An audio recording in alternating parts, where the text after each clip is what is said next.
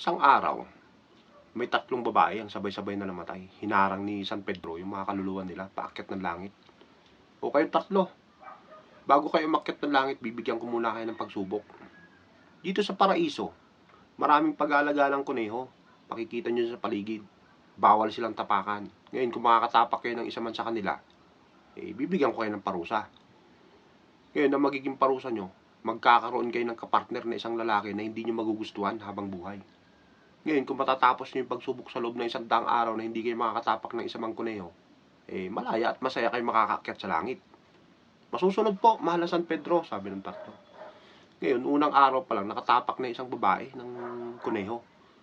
Agad siyang nagkaroon ng kapartner na isang pangit na lalaki, paakyat na langit. Sumunod na linggo, nakatapak din ng kuneho yung isang babae. Agad din siya nagkaroon ng kapartner na isang pangit na lalaki, paakyat ng langit. Ngayon, yung natitirang babae, 2 buwan na, hindi pa siya nakakatapak ng kuneho.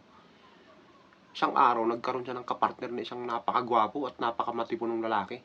Tuwan-tuwa siya. Deserve ko talaga to kanya. Kasi 2 buwan na ako naglalakad kanya, hindi pa ako nakakatapak ng kuneho.